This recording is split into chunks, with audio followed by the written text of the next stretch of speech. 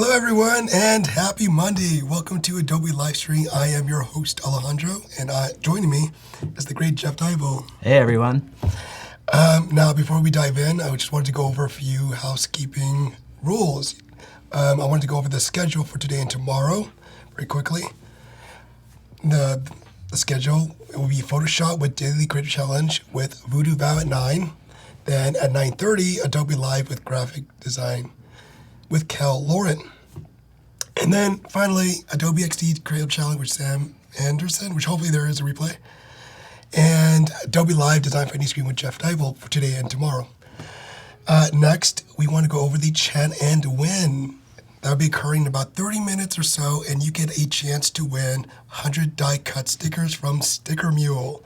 All you have to do is show up and chat, and one lucky person will get to win. Hi, Richard. Hi, Tim. Hey, Eric, I hate Mondays too. That's I know. We're all playing Garfield here today. We're all here with you. That's what coffee's for, right? Coffee's a godsend. Yeah. And next, we're going to be going over the Daily Creative Challenge that kicked off today. The Daily Creative Challenge. Take off your notes. There it is. And so we're going to be going over the Daily Creative Challenge, design experience that focuses on improving a user's mental health wellness. These stickers are awesome. So we would love to see those. If you could go ahead and submit those on the Discord. We show under the current challenge tab. And if you want to know more about the Daily Creative Challenge, you can also hit the challenge tab at the top of the Behance chats. Great. And without further ado, I would love to introduce Jeff. Hey, everybody. For those of you following along at home, my name's Jeff, and I'm really excited to be here. This is such an amazing opportunity, and I'm excited to share with you my process for better and for worse. So without further ado, what am I? I'm an experienced designer, but I like to call that experienced designer. I've been in the game a long time, so I started before we had all of these names that clarify the specific little lanes that everybody worked in. So I've done graphic design, print design, mobile design, web design, anything where I can open up a computer and make something look nice, I've done it. So that's kind of what I mean by experienced designer. Again, I'm just always building up to making something work the way it's supposed to. So from a very high level, I help brands solve business problems with design-driven, consumer-first solutions. But that sounds like a lot of marketing jargon, doesn't it? So what does that really mean? From a mid-level view, I concept and design mobile-first, responsive digital experiences to delight users and meet business objectives. Again, still a little jargony, so let's get to the meat and potatoes. Too long, didn't read. I make experience work as expected. I think that's what design really is. It enables people to get on with their life and do the things they want to do, and hopefully they don't even notice it, because if they don't notice it, well, we've done our job. So a little bit more about me, the person, the man, the myth. Basics here. Full name, Jeffrey Eric Deibel, zodiac sign, Leo. I just found out that I'm kind of on the cusp of Virgo, I believe is the one that follows Leo. Keep me honest, but that completely changed my opinion of the Leo. I was like, oh, my whole life is making more sense now. I'm a little Virgo too. And so that was a thing. A little identity crisis. A little identity crisis north of 35. So, getting around to things, slow but steady. Let's see, and my favorite all-time food, my wife and I, before we settled down to have kids, took a trip to Southeast Asia, and in Malaysia, I discovered my favorite dish. It's laksa.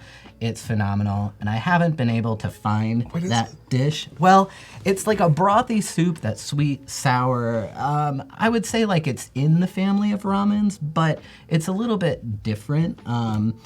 It's made a lot of different ways, but the way I like it, we were up in the jungles of Borneo, and this this family cooked for us every day, and it was just like home cooking. That was just so wonderful. And it's like the thing that I'm just always striving to find again, which seems to be a theme in my life because that's how I feel about pizza, which we'll get to here in a moment. So locale, I'm from Chicago, been in Chicago for, now 18 years? Yeah, probably around 18 years. I love the city. It's great. It's very livable. Has a lot of culture and a lot of really good food. Though it is a little late to the pizza game. Again, foreshadowing, very foreboding. Mysterious. Very mysterious. I live a mysterious life. Part of that mysterious life was selling shoes at a very early age. So that was my first job. I told kids that the shoes that their parents wanted them to buy were the fast shoes, and parents all around St. Louis really liked that. My first design job was for Jam Productions. They're a concert promoter in Chicago. If you've ever been to Chicago and know the Vic Theater, Riviera, give me a shout out in the notes. Hey, Sophia, how's it going? But I basically got to do all of the email marketing for them, which gave me the tools to just do what I wanted because there wasn't really a design practice in the small private company. So I really cut my teeth there, making a lot of really horrible designs. And for that, I am sorry. I am sorry. Well, you learn with experience, right? I sent emails out to 500,000 people on a weekly basis, and I apologize to every one of them. If you want to come over and talk through it, I'm happy to do it. I'll leave my address in the show notes. You heard it here first. Maybe not. So then from there, I really got into the design and was doing design more, looking to just expand, spread my wings like the beautiful peacock that I wanted to become. So I went freelance. And you're a freelancer, right? I am. Yeah. I am currently a freelancer. So I don't know if you agree with me, but it is one of the most challenging jobs. It is. It is. You get a lot of variety of clients. You get, different types of personalities. You learn a lot. That's for sure. I'll say this. There was a lot less designing I did than I thought I was going to do. I thought, I'm just going to be heads down on the computer. And a lot of contracts, a lot of, hey, did you send me that money? Hey, just checking in about that money. Hey, do you want to do that thing? Did you sign that contract? Which makes me appreciate the project managers, account execs, all of the people that make my life smooth so I can focus in on what I love doing, which is designing. So shout out to all project managers out there. Yeah. I mean, you guys do the work of many and make my life so much easier. So be nice and kind to your project managers. They, you know not what they do for you. And currently, I am working at Grubhub. I work with a very talented team across Chicago and New York. We are tasked with making all of our marketing communications. So if you've ever gotten an email or a promotion from Grubhub, hi, that's us. It's really great, really exciting. Get to work with a lot of talented people on a daily basis. And then prior to Grubhub, I spent some time at Leo Burnett doing more just design stuff. So I've kind of been around the block, tried a lot of different things, and now I'm here. Great. Well, I have a lot of wisdom to bestow upon the masses. A ton of experience and wisdom. So we're glad to have everyone here joining us today. And before anything else, you're from Chicago, but we also love to hear where everyone else is chatting from, those in chat, because we get a lot of global audience members. Yeah. So it's always really cool. If you've had Loxa, let me know. And if you know a place in Chicago that does it well, I would love to find it. So keep me abreast on that matter. All right, so I don't just design stuff. I'm a person too. So I have some serious side hustles, hot takes. So hot takes is something that I do. I'm pretty sure most of the people that know me well enough know that I'm not one to shy away from saying something opinionated that might not be a popular opinion. Like, for instance, hot take, Chicago deep dish pizza is lasagna masquerading as pizza. Hot take. Oh, okay. That right Those there. are fighting Woo. words. Woo. Anybody want to prove me wrong? They're gonna come for my first Richard job was was selling asking- shoes. Was it fun? For minimum wage between 2 to 3 hours after school. I mean, it was cool. It was some spending money. You know, the one thing I'll say about being young and working is all of your money's disposable when you're living under your parents' roof. Yes. So it all went to video games and other tomfoolery. Yeah, Santaji, that is more controversial than expected. Yeah, okay. Yeah, so if I can think of other hot takes, I will bring them up. And if you have your own hot takes, please chime in. I would love to get into a hot take session with everyone. Also, I eat tacos. I'm an eater of tacos. It's Chicago. It's cold. I got to keep a little meat on these bones. And then I am a father, and as a father, it is my God-given right to challenge my wife's patience and my son's patience and everybody who lives near me with dad jokes. So strap in. There's going to be puns. When there's an opportunity to take it, I'm going to take it. And if I miss it, call me out, please. And then the other thing, I just love letters. Like when I'm not designing stuff, I am drawing letters. I do a lot of hand lettering on the side. It's kind of my way of like getting more, so much of what I do is digital during the day. Coming home and kind of having that offline experience. I've gotten into sign painting, not very good at it, but there's something nice about like being analog. Hank saying, hot take, we should outlaw umbrellas. Hank works on my team and he has a disdain for umbrellas. He's from New York, so Why? you know, like the people that come out with the big like golf umbrella on the side of the street, like just What put if your it's hood on. raining? Well, you should Hard. plan better, smaller. Plan out better. Okay, It's tight in New York. that It's is a tight hot in New take. York. I don't agree with Hank. See, hot takes. There's a lot that can go. It's great. Hot takes. Don't have to agree, but you're wrong.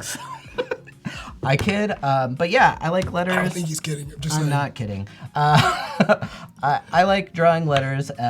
So like if you follow me on Instagram, not a plug, but if you do, you'll see my like one post a quarter is about what I average of something that I've drawn. Usually it involves farts. So real mature. I've really Highbrow. grown up, highbrow. Like Really? it's just there's a lot of nuance with the word fart, and I just It like really, try to you know, if Frasier wasn't Instagram, it'd probably be yours. To be Right, honest. yeah. So a lot of that. But before we go any further, I feel like I need to come clean with you guys before you embark on this journey with me. And It's a safe think space. it's a safe safe space. space. Thank you. I didn't think I was going to get emotional, but I guess I am. I hope that you still want to be here with me and want to learn through my process, but I was in a ska band named Fat McCann, and that's how we spelled it. It was a lot of fun, but I'm sorry, guys. I also went to school to be a copywriter. Ooh, yeah. But now I'm designing. So I don't know how to stay in my lane. I'm pretty sure Hank Swerve Hot around. Take would agree with that. But yeah, I went to school to be a copywriter, and we needed to design things, lay things out. So I had a version of Photoshop 7.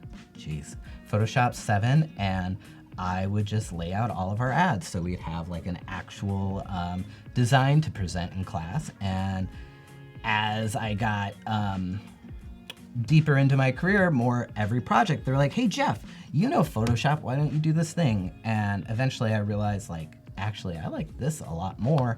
All right, Sanjay. Yeah, number 3. All right, I'll just move Just on. jump right in. I'm just going to jump right in because I know this is a hot take, and I put it on here to be divisive because I think Comic Sans gets a bad rap. You're 100% wrong, but okay. See, hot take. Now, I'm going to state my case just before we get into this. It was intended to be a comic book typeface. It's just been used wrong by grandmas. Why are you calling it grandmas? Grandmas, grandpas. It's 2020, almost. Comic Sans is not gender related, but just like people who don't have the design sensibilities that have gone to school, like if you used it in a comic book as like the word bubbles, I'd let it slide. But if you're using it for like an announcement for fire safety, like maybe a better choice. So yeah, I don't think it's a bad typeface. It's just not the right typeface for 99.9% of its applications. So prove me.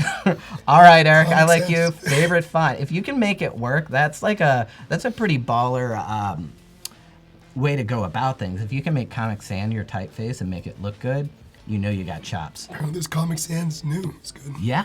Hey, I have not seen Comic Sans new. I haven't installed out Comic Sans in a very long time, so I really don't know. But thank you for letting us know about that. Yeah, but I will say this. Papyrus, it knows what it did, and it should just go in the trash bin. Wait, hold on. So Comic Sans is okay. But cool with me. I like comics. Is like, get out of here. Yeah, get out of here. Get You've done enough. You're no good. Get out of here. You ruined the picture for Avatar. Get out of here with your nonsense. So going on. All right. So, anyways, that's enough. It is oddly specific Voodoo because I have seen that, and that's where I pull that reference from. And Nicholas, I do agree. Every font has its use. They're all built and intended for something, but it's fun to just talk about Comic Sans, Papyrus. They're fun to laugh at, but they're nice to have at the party too. All right, so are we good to keep going? Like, is everybody still on board with me? I think so. We might have lost a few people with the Papyrus thing. Yeah, I saw like 50 people just drop James out Cameron immediately. just left the chat. Oh, man. I mean, I still like the movie. It was okay. It went from good to okay. Yeah, It's gonna keep going good. down. I should move on. I don't want James Cameron's people on me. So let's get into what we're doing today. So we're going to make a responsive pizza website for a Chicago pizzeria that is near and dear to my heart. Dante's Tavern. So long time ago, I made my first journey out to New York, and I had my first New York slice. And that I realized what pizza should taste like, and then I went on a quest to find the perfect slice in Chicago. And I found it. And that slice is Dante's. And as Kismet would have it, one of the producers I work with, husband, is one of the founders of Dante's, which is like me geeking out. Like, oh my God, you know Dante's? That's great. So now I reached out to them and said like, hey, let's do something. And they were like, funny, you should reach out. We've just been getting recognized a lot locally for our pizza, and we're realizing our web experience doesn't match the quality of our product. So here we are. The project. Create a new responsive website for Dante's Tavern, home of Chicago's best slice. That is not a hot take. That is the truth. But there's a problem. So Dante's is starting to get recognition it deserves as a top pizza spot, but the tavern's online presence does not reflect the quality of their slice. So they were just recently recognized by the Chicago Reader as the best slice, and they're showing up on a lot of top 10 lists, but they don't really have a website that represents who they are, what they do. And with this tavern that just opened, they need a little bit more of a presence so people can check in on the site and figure out their hours and all of that stuff. And it's just time to move onward and upward. So to summarize, wrong vibe. So this is actually pulled straight from their Instagram feed. So there are a bunch of jokesters, which is good because life's too short to not have fun. That's not a hot take. Do you think that pizza's still edible? Yeah, you know, if you eat around the tape, you actually aren't allowed to pull it off. You just have to eat it. Oh, okay. It's a very expensive slice, though. Is it a piece of art? Yeah, it's a work of art. And then, yeah. Oh, just to remind everybody very quickly that in about 12, 13 minutes, we'll have a chat and win. So maybe we'll be asking people's favorite pizzas topping. Yeah.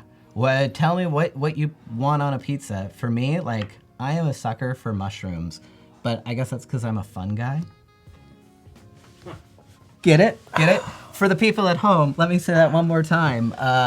Just take a moment to soak that in. My favorite pizza topping is mushrooms because I'm a fun guy. So on. So I'll be doing the rest of this alone. Unfortunately, Alejandro My has, contract wasn't in this. did not sign a contract to deal with this amount of puns. So I love it. So going on. So this is the wrong vibe that the client was asking for. right. So right now their presence is just a templated website that they quickly put up to just have something up, just to have a presence, but no thought about like branding, who we are, all of those things that take something from forgettable to memorable, that really like set them apart because they're already doing it with with their product. It's just a matter of making sure the way they represent themselves matches who they are. So that's what the goal today is to, well, not today, but in the next 2 days. Let's not get ahead of ourselves. Day one, people, I'm easing into it.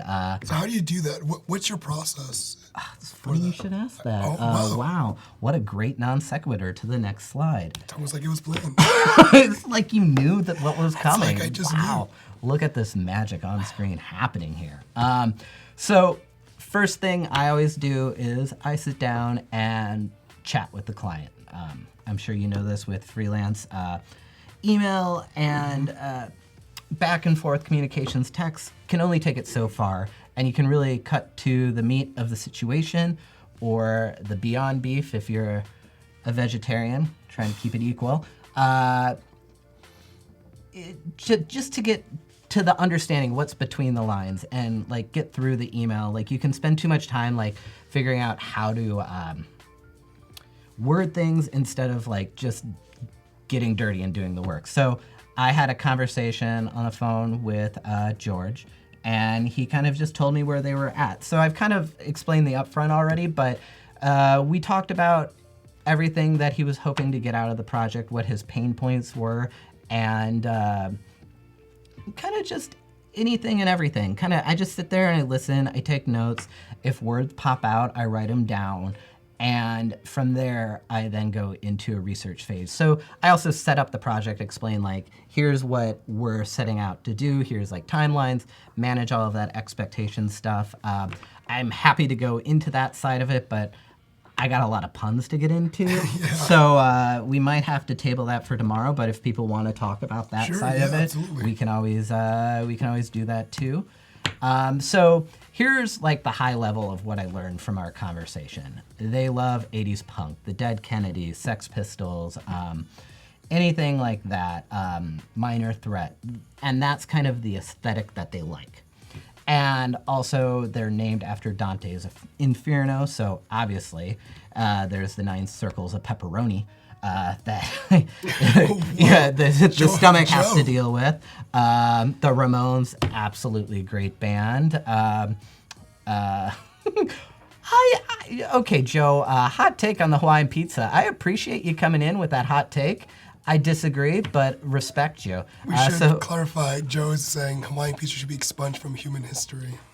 That is a very serious I don't know. I just think like the pineapples grow in bushes. You got to give them a break. That's my take. Medium take on that one from me. So Dante's Inferno, they've the logo, which I had back here, is a picture of Dante after a hard day of work, slaving over the stove, drinking a beer, and eating a slice. And then there's some other words that if I was doing my research, I would know the translation, but I don't. So if anybody can translate that, please enlighten us. Latin? I'm assuming that as well. I don't think it's German. I just don't. Hot take. Moving Little back. do you know.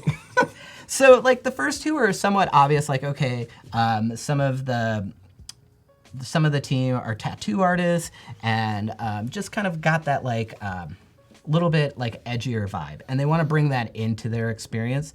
But here's the kicker: they want edge, but they don't want to alienate the neighbors, because this is a neighborhood place. They need people coming in and feeling comfortable staying. And the way it goes is you have kids, and you need to sit down and you need to eat. So they want to make sure that it's a warm enough environment for everyone. So it's like you can't take it too far, essentially. So it's finding that right balance of what they want and making it approachable. So that's going to be a challenge for me that we're gonna figure out. So day one, let's do this. Let's do this. So today, we're gonna go over a few things. Like, I'm gonna spend a lot of time on research and kind of like explore design directions. And then, because this is a more straightforward website, they're not looking for something elaborate. They're looking to get something up sooner rather than later that represents them correctly. I'm gonna just jump into mid-level comps instead of doing wireframes, because nobody needs to see me do the navigation and then put a color behind it. So I have a lot of great photography that I'm working with, and I have some ideas on typefaces that I think will evoke the moods. But let's get into the research. So what I like to do after that intake call of like talking with George, I sat and thought like, okay, let's think about everything he said, and I kind of like word bubbled it. This is way more organized than it would be in real life. This is for presentation and for sake of time. Mm-hmm. This would be in folders on my desktop with screenshot 1, screenshot 2, screenshot 3, final.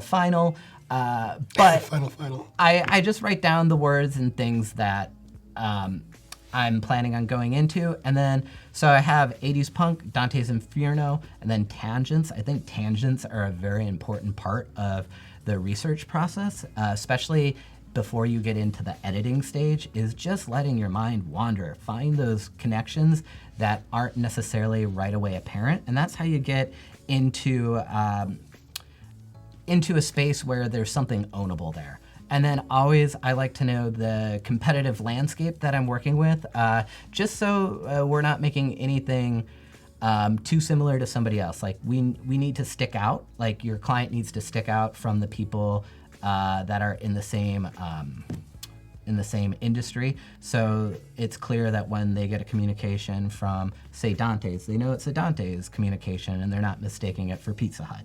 So I think some people are asking what font you're using here. Oh, I'm so glad you guys asked. I am using so many of my favorite typefaces. Ono typeface, Ono Type Foundry. I highly recommend you check them out. He is one guy that has made a boatload of awesome typefaces. The one you're seeing, Research, is the name of it, and it is a power horse. It's a variable font. It extends from compressed to extended, and there's just a lot of range that you can get from it.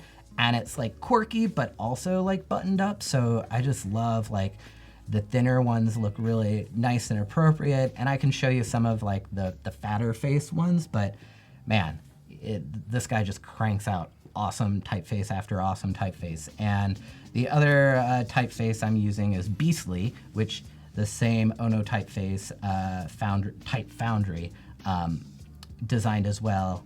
And it was to commemorate, and now I'm going to pronounce, everybody pronounces my name wrong, the last name Deibel. Most people want to go Deibel, but because it's German, it's backwards. So this typeface was designed to commemorate Herb Lubalin. I want to always say Lube Allen, but it's not right. So if I pronounced it incorrect, please let me know. Keep me honest. But it was to commemorate him and all of his great work that he did. If you're not familiar with him, I highly recommend checking out his work. If you've ever seen the typeface Avant-Garde, which I'm probably sure that you have, he did that among other great typefaces. So thank you. That was a nice non sequitur. Should I get into the research, or should we? You could keep going on the research, and then because in about 3 minutes we'll be doing the chat and win. All right. So I'll try to get through this punk rock section, and that'll be like a nice stopping place. So they said they like punk rock. As I said before, I don't edit at this point. I just kind of like go down tangents. So I opened up Spotify and started looking at the bands that they like. They said Dead Kennedys, this album over here, Minor Threat, and I start like going like, if you like this band, you might like that band, and looking at their artwork and looking at the time. So a lot of these were coming out in the late 1980s or early 80s, some of them, and pushing into the early 90s, which was like a great time for album covers, in my personal opinion. Not gonna make that one a hot take, but so now I just started grabbing them, dropping them all in, so I can start looking at them together and trying to get a sense of like what are the similarities? What makes a punk album cover? So I'm looking and I'm seeing a lot of things that are sticking out. I wonder for the viewers at home if you're seeing any similarities, anything that sticks out to you. Feel free to comment in the stream. But like one of the things I see right away is color. Red, black, white, and a lot of like photocopy. Like punk was very, we photocopied this and we stuck it up. So like you see that coming through even as we get into a more digital era of design, that aesthetic is still coming through. So that is like one thing that I put up here in this noggin as I keep going, like, okay, reds, blacks, whites, little bits of gritty texture. And then something else I'm seeing is like, yellow is another color that seems to come through, like black, yellow. So like if there's other brands that are doing the red, maybe it's like more of a yellow theme, like to use as an accent color, but kind of like keeping it as a very minimal palette. And then By the way, Kyle was able to translate it. oh, thanks, Kyle. Abandon all hunger. That's Ye who KPI Kyle. I work with him in Chicago. Always adding value, that KPI Kyle.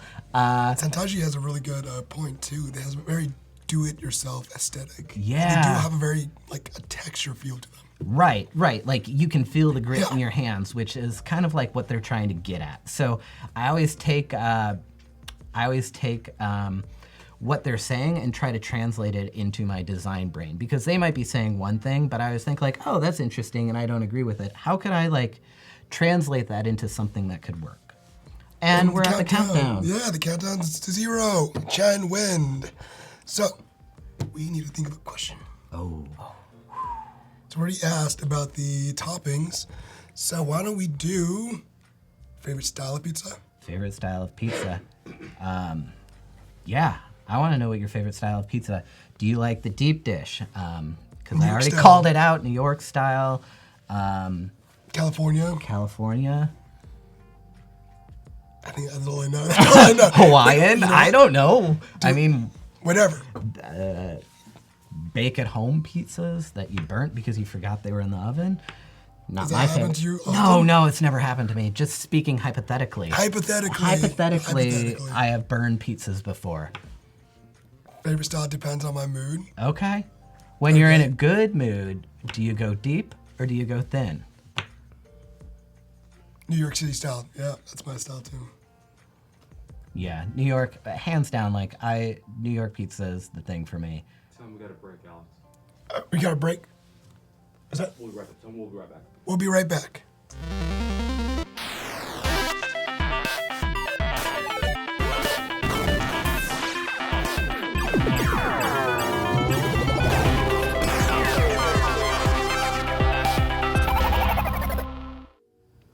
And we're back. And we're back. Yeah, I missed you guys. Okay. Deep dish from Eric. Okay. The edible kind. The edible kind. Yeah. Yeah. I mean, I do Some of the enjoy pizzas BLT. in my hypothetical oven were not so edible, so I'm with you there. Any $8 St. for Louis pizza fans, like emos? Domino's, all right. It's an oldie but a goodie. Stone oven pizza. baked. Hot peppers. Hot peppers. Yeah, so I saw earlier somebody had said something about jalapenos on their pizza, and I'm into that. I think that's the way to go. Like, if you're not sweating, are you really living? Yeah, I mean, we're just getting deep here. We're getting deep Speaking dish. of deep. Yeah, you see, sorry got it guys, before I can sorry. say it. I apologize for nothing. Hey, Hey! Stacey Bay. Congrats. Congrats. She won 100 die-cut stickers. And for those who didn't win, you can still order some stickers using the above code. It's 10 stickers for $1. Great. Well, that's a nice prize. I like Sticker Mule stickers. The die cuts are great. Great. So, going back to album covers. All we're right. more talking pizza. Enough pizza talk for a minute, guys. All right, I'm getting hungry. So we were talking about just how trying to find similarities in what we're looking at. So with the punk aesthetic, it's gritty, it's minimal colors, but like pop of a color.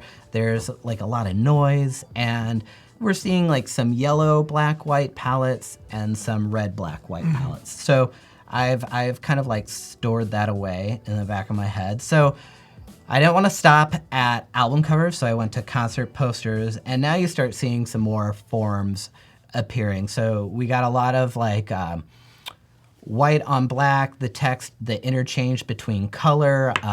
There's this sense of like disregard to the grid, but also it all still works. Like especially like this one here, like you got different letters at different sizes, but it's somehow all balanced and nice. It looks like they didn't spend any time on it, but I assure you they did, because that's not necessarily easy to pull off. Doesn't look easy at all. No, you can like fake it a little bit, but like when it works, it really works. And yeah, so I'm really like gravitating towards these like more organic bars behind the type kind of like being the same color as the background but being pulled out by a color. Again, seeing like the red, and there's just like a lot of attitude with all of the photography. So just trying to keep all of that in mind. I'm taking that Black Flag poster. Yeah, dude. I mean, it's great. And then it wouldn't be a punk scene without zines. So I just found a few, and like it's interesting that like a lot of the trends that are happening right now kind of have a little bit of roots in punk, and that's kind of what I'm looking for. I'm trying to find like what's on trend right now. Not that trend matters, but it's nice to be a part of the conversation. I feel like design in general is a conversation with the world, and it's happening at a time. And as much as we want to say things are timeless, it also has to be of the time that it's in. So using that as a shortcut, people don't have a lot of time. Like they need to understand, you need to use the affordances that certain styles provide you. So you get to that, you get to it a little bit quicker so they can understand who you are. Because this restaurant is not the only restaurant that's trying to advertise to people. So a few zines here. I really like this like repeating pattern. I like that one of the letters is coming out in a different color. Like there's just a lot of nice touches, yet it feels like organic and like they're not trying too hard. So, which is always tough. All right, so that's punk. So let's dig into such a light topic like Dante's Inferno. Oh. Have you read the book? I have not, but it's been on my list for Oh, ages. mine too. I think I have it on my Kindle. I just have not cracked it open. There's just too much good TV right now. I know. Speaking of which, if there's any good TV shows that I should be watching, definitely want to know right now. I'm big into his Dark Materials. Ooh, Watchmen. What? I would definitely recommend Watchmen. I just finished that up. I feel like if Watchmen's right in line, I have to do it for research. I think If so. I must, I must. It's done. It is so. So again, Dante's Inferno, right away, fire, which red circles for the 9 circles, and there's a lot of like nice touches that feel very like they've always been there. Like I'm looking over here at the Divine Comedy, like that typeface just feels like it's been here forever. And I like that. And I'm thinking like, oh, okay, that's like a major shift in what we were seeing with the punk, but how could I make that punk work with this? And then I'm just looking and seeing a lot of the same things. Don't need to go too much in here. This burning eyeball, probably too intense. I think that's like going too far. But is it's that good ultimate to punk? dude. I mean, I've never lit an eyeball on fire, so I can't really speak to it. But I would say that's like ultimate punk. Yeah.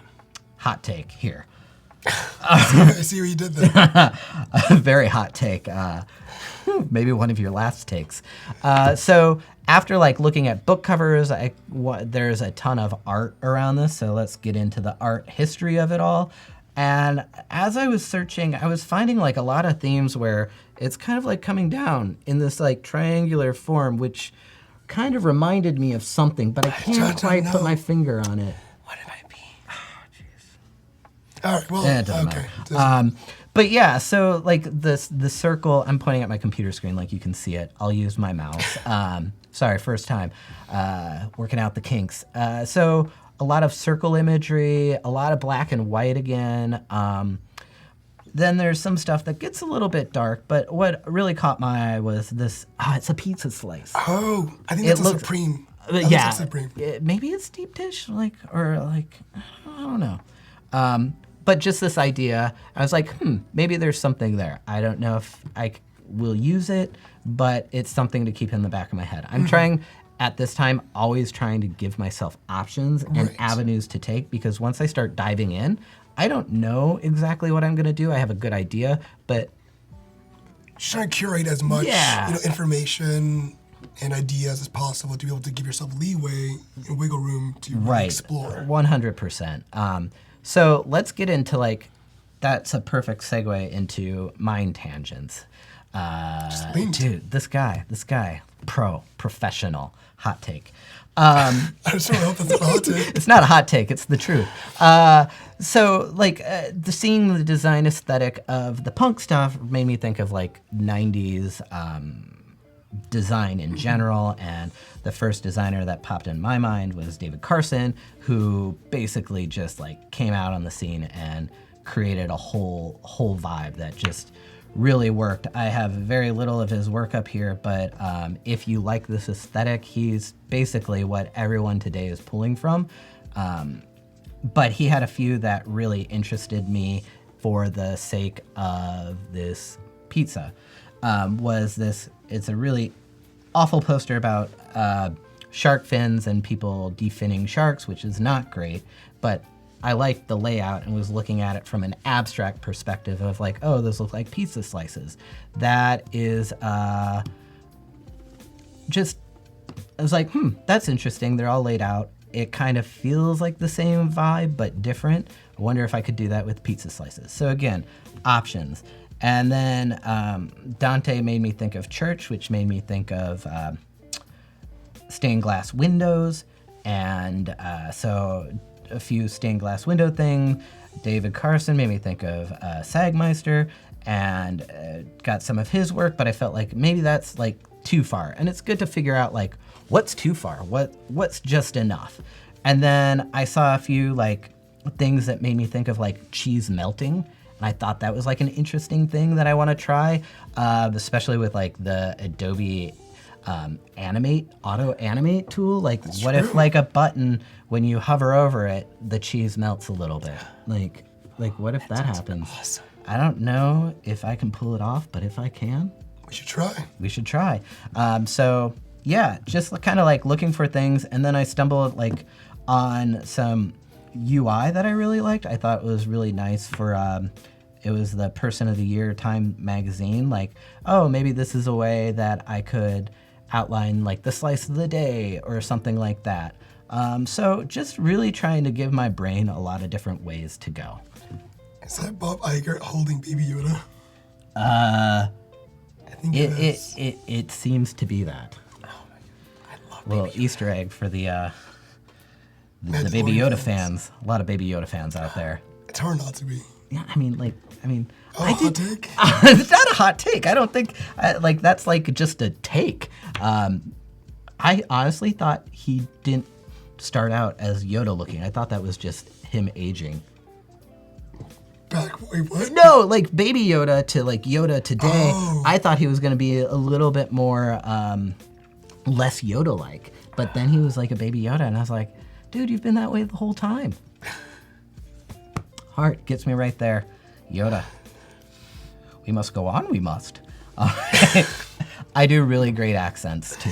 That was fantastic. Yeah, thank you, I thank almost you. thought you were Yoda for a second. Oh, yeah, I'm not. It's just me, Jeff, over here, just being Teaching me. us wisdom. Wisdom. In the ways of design. So you must look at the competitors, you must. It's getting worse. I don't even know. It's getting I'm just going to so much stop. So I just did like a quick landscape of some of the other pizza places in Chicago. Pequod's Pizza. I know I dogged on Deep Dish, but it's probably the best deep dish in Chicago. They get that burnt crust just right. So I took a look at their website, and I'm not really looking at the design so much as I'm looking at like layouts, what content's there, just making sure that I'm not missing anything. Like, it's good to have a bunch of resources of like, they've thought about this too. What is the collective doing? What can I take and what can I leave behind? Coalfire, another pizza place that I haven't eaten at, but just looking at it, just seeing like what's there. And then Demos, which is another pizza place that I do really enjoy. They had this nice layout of their menu, and I was like, oh, okay, maybe that's like a good way to go about designing the menu, because I think it's important to highlight everything, especially because this is going to be a family-friendly place. Parents don't want to take risks. They want to know that what they're getting into. They need to know the hours. They need to know like what's the food. Is there anything my kid can eat? So like, I think just in general too. I think Yeah. a lot of people go into these websites trying to find what is the menu, what are they going to expect when they get there. right. My number one pet peeve on a restaurant website is when they don't have their hours. Oh, I thought you were going to say menu. Well, the menu's number two, but number one is hours. Like, I need to know if you're open. That's like number one. I can't eat your pizza if you're not open. So yeah, I just like collect like Peace is another great pizza joint in Chicago. I'm blanking on what kind of Neapolitan. No, Neapolitan. I don't know. Wait, what? Neapolitan pizza, I think is, or I don't know. I'm showing my ignorance here. Naples, maybe? Yeah, if somebody in the live chat, come help me out. I'm thinking here, this thing is going down fast. Choking hard.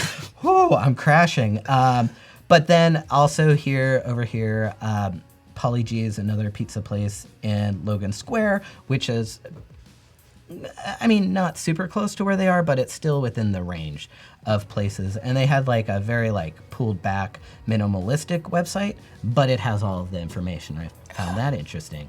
Mick's got it. Yeah, thank you, Mick. Come to save the day, Napoli. Thank you. And then I start thinking of like, okay, I have a good sense of like what the landscape looks like for pizza websites. What are other restaurants doing that maybe a pizza place hasn't thought about doing that might benefit them? So one of my favorite breweries of all time, Revolution, they have a lovely website, which I think feels like it meets that balance of edgy but also approachable. So I really like the aesthetic of that. I also love the can designs. Oh, their can designs are great. The only thing better than their can design is the actual beer. Like they're on point all the time. So I just think like they're using angles and little edges here, and it's like, okay, this feels a little bit punk without being too much. And then I try looking at websites that are not even close to like what we're looking for, just to see like, does the information translate to other forms? So what's that in particular? So this is Sweet Green, and this is just their ethos page, but it's super clean and laid out nicely, and like again, big photography. What they have up top, first first order of business is the menu, and then they have locations in our story. And it's like, okay, because they have multiple locations, Dante's has multiple locations, what do I need to think about there? So this is really just brainstorming and really getting a good sense of the landscape. And then I'm staying at a hotel, and right across the street was this Bartlett Hall, and I checked out their website to see about their dinner, and I thought it was really nice, and I was like, they pretty much have everything up there that you need. Like, that's a good framework too. Like, one thing that if I could bestow upon the baby Yodas of design is you don't have to start from scratch. Don't steal, but borrow from a lot of different sources, and there's a reason certain things are done. As long as you have the backing and the understanding of why it needs to be done, it's a good place to start. You don't have to go it all alone. Like, design is a conversation, and we've been collectively doing it for eons. Eons, yeah. Eons. Not to be dramatic or anything. He's but, particularly done it for eons. dude, at least 200 years? Yeah, I don't know. Looking good. 200 years. I've aged okay. The beard's getting a little gray, but... Oh, that reminds me. Should we have a beard off later? Who wore it better? Or are we... no. You're just throwing this out there. Just throwing it out here. Really throwing you under the bus. Puns, now this. Aiming for my job. I want your job and your beard. He has now become Alejandro. Tomorrow I'm going to come in wearing shades. Glasses, and you'll know it's so my eye doesn't... We're the exact same thing. All right, so at this point, I feel like I've covered off on the research, and just a caveat, again, this is not what my research document looks like in general. This is usually thrown into one XD layer, and just it's a lot messier than this, but it helps sometimes to break it out and show it. You want a beard off. Beard off. Okay, so maybe we'll do this after the design feedback for the design challenge, which, by the way, is in 40 minutes. Okay. So please don't forget to submit your daily creative challenges to the Discord under the current challenges tab. Right. Okay. We got to figure out what a beard off is. I just threw it out here. Maybe the people at home, tell us what a beard off is and how we can make it happen. I'm a little afraid of their answers, to be honest. Yeah, well, a little fear in your life is always good, right? Keeps you on your toes, keeps you young. It's my secret. That's how you've lived for 200 years. Yeah, 200 years. Yeah, it feels like it sometimes. So, all right, we've killed a lot of time talking about the upfront, but I always feel like it's really important to have a good understanding. If you've ever worked with me, you've probably heard me say you always have to have your mise en place, which is just having everything set out and ready. Because when you have all of these ideas at your disposal, when you're designing and thinking and doing all of that great work, you can really get past all of those moments of indecision and critique your own work in a way that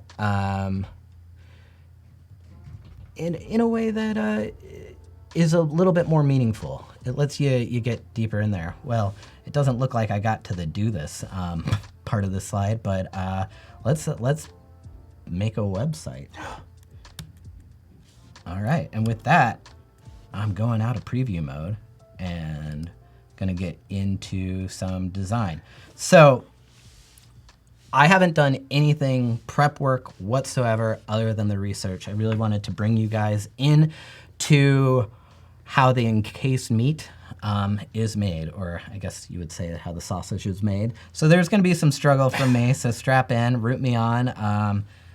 A little bit nervous about this, but I think it's a good moment of community. Even when pizza, it's pizza. Right? So the first thing I'm going to do, I know that people are on their phones all the time. Right. People also have laptops and iPads. So those are the two. Look at this. Look at that. Wow. Yeah. Whoa. We're almost like Whoa. designing a laptop. Yeah. So those are the two starting points, and again, because this is like not a huge system that we have to think about, we're not talking about product features and a bunch of like deeper dives. This is very much more a straightforward marketing website. I don't want to get, I want to design both at the same time and kind of like, thanks Mick. Mick's saying there's nothing to fear but fear itself, and boy oh boy, do I have a lot of fear. It's very much like Yoda. Yeah. Yeah, just like Yoda. I vow to you guys not to do the Yoda voice anymore. I don't know. Some people wanted it. They wanted just the entire stream just in a Yoda voice. This is devolving. I'm supposed to be helping people, but if anybody is an agent and they want to hire me for voice design, I'm into it. Great. And you know what? We'll be right back in just a moment. Oh. Never mind. Just Sorry. kidding. Just kidding. Wow, that was building suspense. I Was it know. because I suggested the beard off? I think it is. He wanted to shave, so I think we have to get some shaving kits. I think that's what. Oh, we might is have that thought what? of. Yeah. Oh, That's man, the beard off, it's- apparently. Oh no, it's gonna really be like that scene from Ghost. From Ghost. Ghost, you know the movie Ghost? Oh, I know Ghost. Oh I yeah, have no idea but, how yeah, this but in your translates to head, but in your head, you're thinking like, who am I in that scene? that. Who are any of us? Dude, I don't know who made who. Okay, that's a lot of pondering. So 2 blank screens. What's the worst thing that you can have as a designer? A blank screen. All right, so let's get past that. I'm just gonna start putting some words onto it. We know we need a nav, right?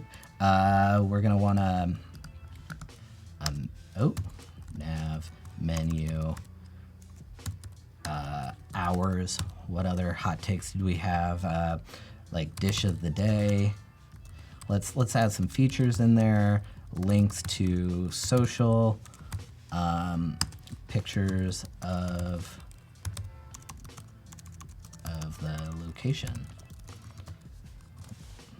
What else should we put on this website? I'm gonna move this guy into here and drop his size down a bit, just so we know. And I also. So are you already thinking that the menu will be sliding from the left? No. So right now, this is not a menu. This is just scratch for me right now. Okay. I'm just like, I just don't want to look at a blank page. And so the first thing I did was just like, one of my great mentors, even though he doesn't know he was a mentor to me, he always said, like, you just got to get the stuff on the page before you start designing. And yeah. And like I started doing that, and it became infinitely easier because then you're working with something. Like you can't, Right. Okay. you can't build that beautiful clay pot in Ghost without the clay on the spinning thing. That's so true. And you can't build that clay pot without the ghost. Right? Right. Was that Whoopi Goldberg in there? I think so. Swayze was in there. Oh, so Justin's asking, am I doing mobile and web? So yes. Yes, I'm going to be doing a mobile site and a desktop site. But the way I'm thinking about this is thinking about it from like a responsive standpoint where while I'm designing desktop, I'm always thinking about how does this translate to mobile? And if I'm doing something in mobile, I'm thinking about how that translates into a desktop experience. But I like to think of them in tandem because you're really building this beautiful Rubik's Cube that works together. So, hope that answered that question. So now I have like a list of things that I know I need on this page.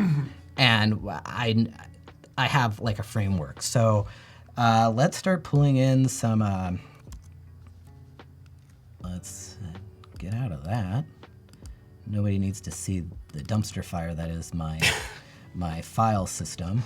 Somehow don't. I mean, that's like everybody's, right? So I actually like in my documents, I have a file folder labeled _kitchen sink because that was everything that was on my desktop before I showed up here. But I like to keep up appearances and make people think that I'm a very organized, clean. desktop that I have it all. We have a lot of Ghost fans. Richard. Richard? Patrick Swayze, Whoopi Goldberg, and Demi Moore. Yeah. Dumpster Fire band name. Yeah. I mean, I'd write a ska song about it.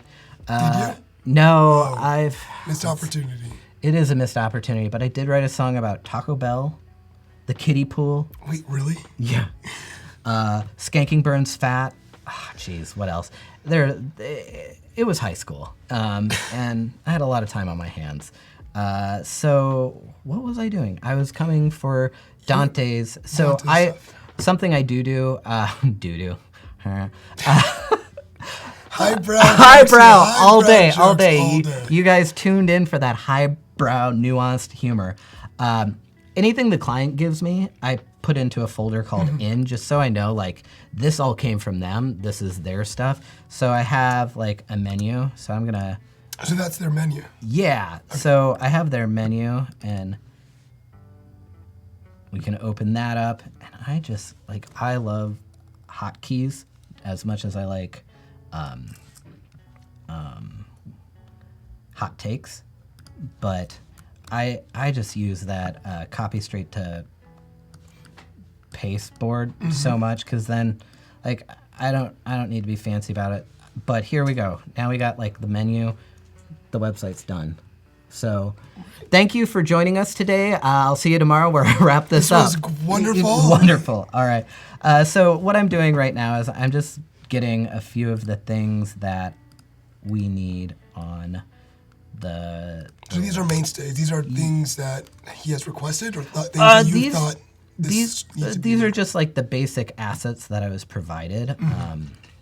So like their logo, and I already know, like, this logo is on its own great, it works, but for a web presence, it's pretty big, especially like when you think about getting it really small. Right. Like, oh no, and where'd that it really go? goes into like, just logo design itself. As well. Right, and this is a great, like, there's actually a sign. Let's see. By the way, someone mentioned a dumpster fire pizza. Ooh, I would eat that. That sounds like something Guy Fieri would make. Oh no. Oh. Not Welcome to Guy Flavor Fieri. Town. Let's see if I can crash. I think he just crashed it. Did I do it? Are they like... So what was that? You were I trying to was dragging in all of the files. Yeah, that was dumb. There we go. All right, so I'll do this a little bit slower, but they have... I was trying to find one, so they have a lot of good food. So I went through here already and pulled out a few images that I knew, like, maybe I'll use these ones. I didn't need to do that. Oh, that close up on the pepperoni. I mean, Oof. not to sweat the details, but ooh, that's a good looking slice, right? Like, What is on that? let's zoom in. Let's take a gander. So these are the type of photos you definitely want on like a banner page. Right, and so as it turns out, this is just beautiful photography. It is. You It's never fantastic. know. You never know what you're gonna get when you're working with a client, and a lot of times they're like, my brother has an iPhone and he has a copy of Photoshop and he took this photo, and you're like, okay, cool. I'll wait to hold judgment. And then you find out that maybe they needed to go to school a little bit more. I think you're gonna come back saying I was pleasantly surprised. Oh, but this, I was very, like, knowing the owner and his wife, who is also a photographer, I was not concerned in this instance, because they just have a high taste value, I think is what they call it in the biz.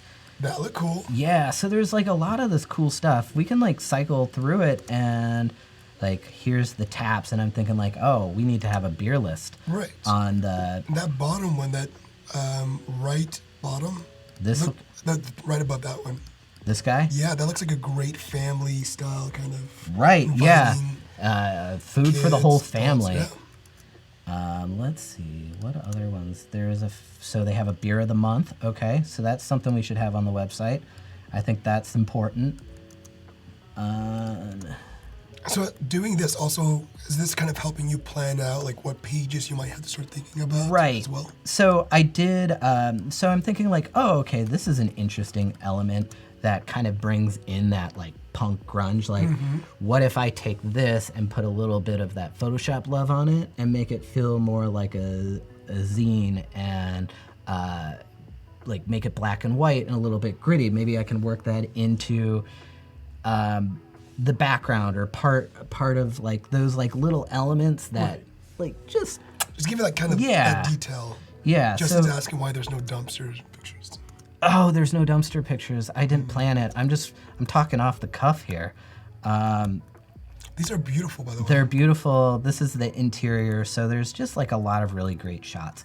So I'm working, my job is made a lot easier when I don't have to hide things behind like quick fixes and tricks, and I can just like really like let the work that's been done speak for itself. So again, like I'm looking here, it's like, oh, that's an interesting pattern. I wonder if I like pull something that into like a footer or whatever. It's like, well, I'll have to like actually do it, so that's like some time intensive, but maybe I take like a screenshot of this. Let's use some of the, one thing I like about XD now is like the fluidness between Photoshop and it. So like this is like quick and dirty, which is where I always like to start. Let's edit this in Photoshop. And what's great about it too, it really does remind me of the albums. For punk, it has that texture to it, that kind of. So first I'm just gonna like bring up, let's see, I want it to look dramatic, but I also want it to have enough contrast. So I'm just playing around, seeing what looks nice. I wish I was being more methodical about it, but we're just trying to find like that right balance of like bringing the right colors up. Like that's probably too bright, but I want like a little bit of drama. Yeah, it's a nice little gradient. A little bit of drama here, so we got that. And I think like maybe that'll just be enough. Because if I, let's see, if I go away, boom, look at that, that's cool.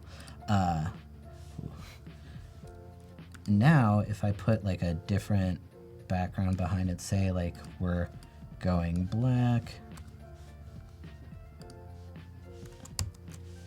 I can use like a different, well, there it goes. No. Let's see. Yeah, kind of like reduce it a bit. And then we got this like nice, like, okay, maybe that's how we signify that you've reached the end of the website. That looks really nice. Yeah, so I'm gonna come in and, let's see. Ooh. Wrong shortcut. I'm gonna put a mask on this because I don't want it to be that big for right now. Okay, that works for the moment. And chances are, like, this is gonna be a longer form page. I always think when I'm designing, I always think about like, as a user, do I want to have to click on 87 tabs? Like, how many clicks does it take to get to the meat and potatoes of what I'm doing? I think I've said meat and potatoes like 4 or 5 times. So if I say it again, call me out. Just really likes meat and I just like the meat and the potatoes. No salad. No salad, yeah. Unless it's like a hefty salad where it's like, all you did was remove the bread. You know, like, that's a burger. Like a carb-free sandwich? Yeah, it's just a carb-free sandwich. You still have, like, bacon and mayo on it. Not that I'd ever do that. I have decency. All right. So, let's see. We were pulling in some more photos. There was one I was looking for specifically that I think that's a nice one. And...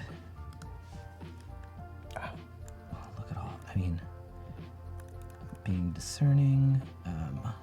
There was a point to looking through here, like you look here, like, oh, okay, that's maybe like an interesting call out. Maybe that's, instead of doing like a regular bullet, or if I was gonna do like a horizontal rule to divide sections, maybe I make something like that.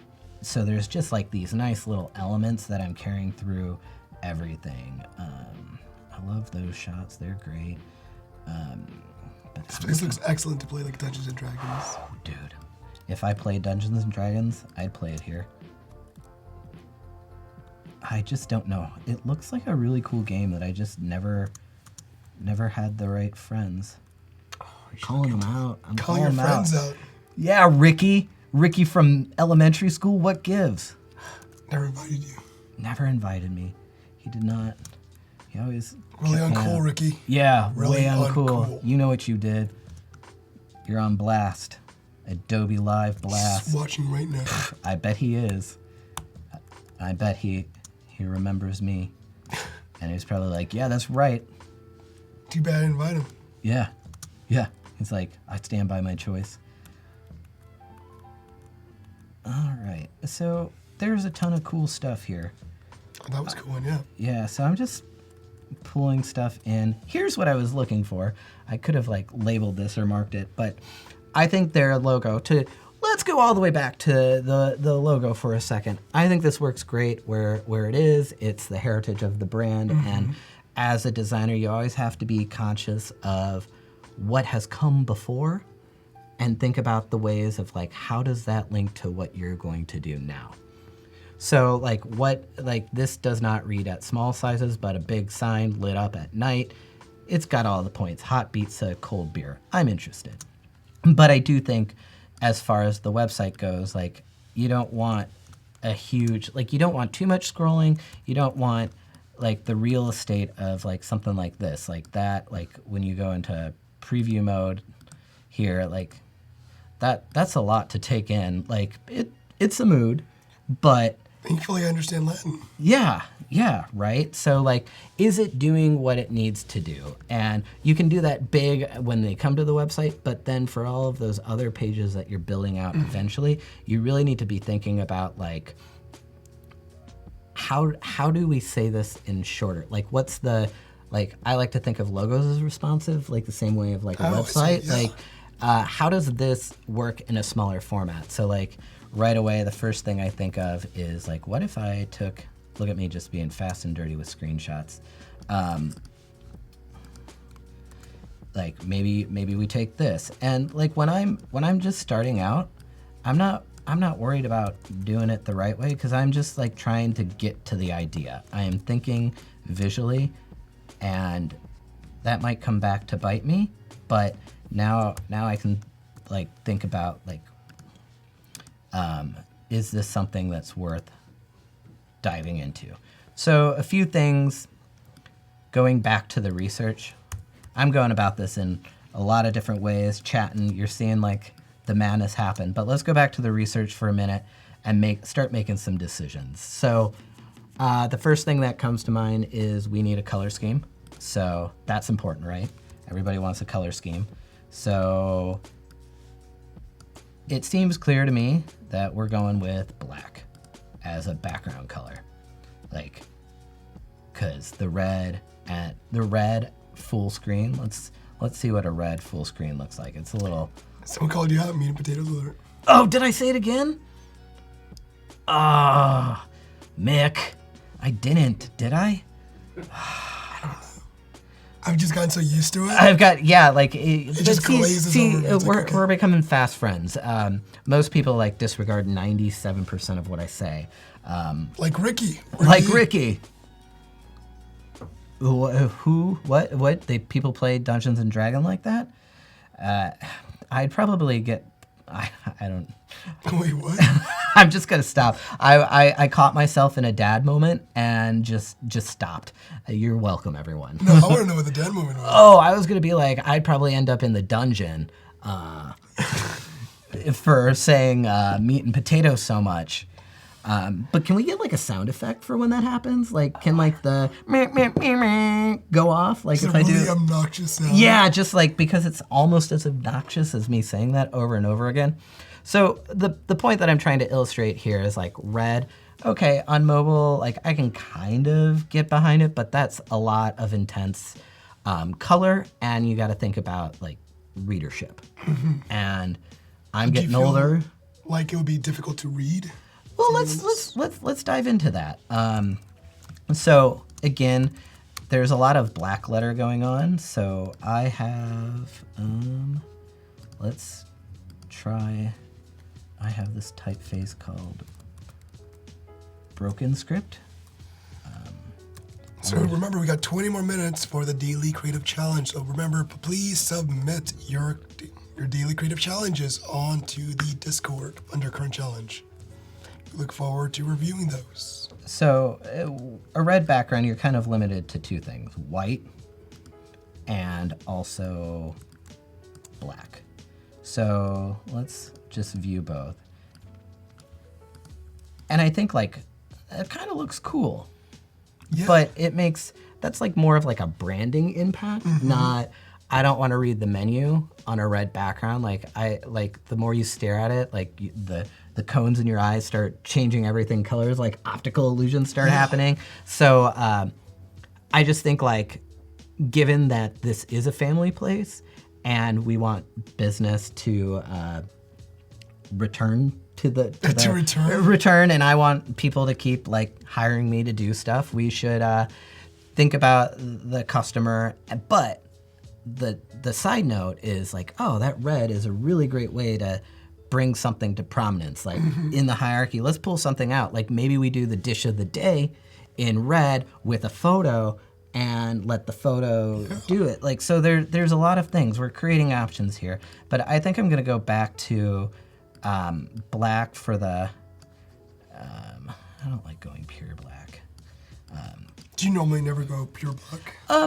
It depends on the project, but I think like to get that like magazine feel, like it's a little bit muted. Like the black inked in print is, it's a little bit washed out. So like maybe we pull some like use like some subtle cues to drive that home. But yeah. Which font was that, by the way? This guy right here is Broken Script. Which I am using through Adobe's Adobe fonts. Yeah. So I went on Adobe Font and kind of like picked out a few of my favorite plus some of my at-home favorites. Let's see. So Voodoo's asking, who are some of your favorite designers?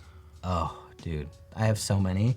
We're There's just gonna pull out a list. Yeah, pull out a list. Like some of them are watching, so it's kind of like weird to like be a fanboy. But like Mick Champagne is a phenomenal illustrator and a great experienced designer. She I've had the pleasure of working with her in the past. We actually did an Adobe Creative Jam together, centered around mindfulness, which ties in nicely to today's creative challenge. Yeah, so we did a mindfulness app together, and it was a pure pleasure to work with somebody so much more buttoned up than me.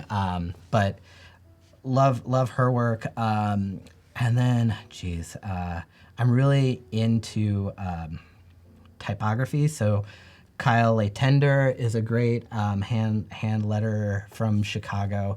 He just like blows me away every time I see something that he does.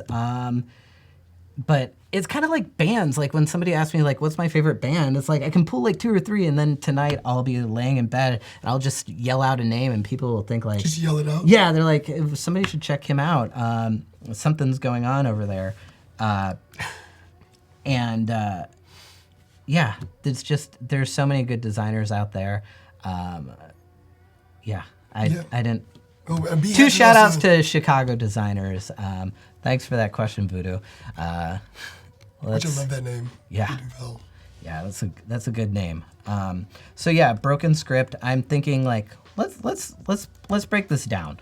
We've kind of been like going about it in a roundabout way. I am really liking this though. Like I like putting stuff on the screen and seeing like, do I like looking at it 5 minutes later? It's just like nice to have things that I'm looking at. But let's go color scheme. So we got a black. We'll probably need like a more subtle gray, something like that. Then we're gonna need a white that I will just leave a border around so we know that it's there. And then color-wise, that red's a little hot, but so is punk rock. So there's colors here that they have which are more in the orange, but I think I want to boost them just a little bit. So I'm gonna take my little eyedropper. Oop, don't want to do that. and pull that, but I want to bring it more into the red family, so I'm just going to bring it over here. Maybe give it a little bit more saturation because I really want that to pop off the page. That's really nice. Make the, let's see, does that, yeah, that, I mean, it's a pretty classic color scheme here. Like, I don't want to, again, like what I said earlier, like there's a reason certain color schemes work, and the OCD in me wants all the boxes to be the same. So Are you going to line it? I'm not going to get that crazy because, you know, with XD... Wait, how's that crazy? I did it all the time. Yeah, I mean, you saw my research, right? Like, yeah, but like now that these like pink lines pop up, the blue lines, they all got to align. I love how it does that. I don't have to zoom in and like trust it. Still, like, sometimes I don't trust it, and that's a me issue, not a program. Like, oh, if I don't check it, it's not going to be right. So we have a basic color scheme. We'll flesh that out a little bit more as we go. But like what I'm seeing now is like white will be the primary color. Maybe it's not pure white to like keep it from. Let's do this in HSB. If you don't use HSB every once in a while, it's a great way to go with the brightness. So I'm just going to turn it down one. It's a subtle change, but it makes me feel like I'm doing something, so I like it. But the HSB, hue, saturation, brightness, is a great way if you just want to turn down the brightness of a color, as opposed to like the hex values, like you're doing all of them at once. I do really like that you have the ability to come in and control all of the things very subtly. So yeah, that's where I'm most comfortable. So I'm gonna be there. You're gonna delve right into that. Yeah. So I'm gonna get these aligned very, very. I think they're right. If 20, 28. Yeah. Now it's like, ooh, okay. Love those numbers there. Okay. Even numbers. Even numbers. Now we have to label it too, because feeling self-conscious. All that meat and potato talk. All right, look at that. Colors. Very straight to the point. You know, I'm not a copywriter. Tried to be, but I failed. I'm now that I have other things on here, I'm just gonna move that. So we got colors, and then something else that would be good to like figure out. I'm just doing this quickly. We can always change as we go.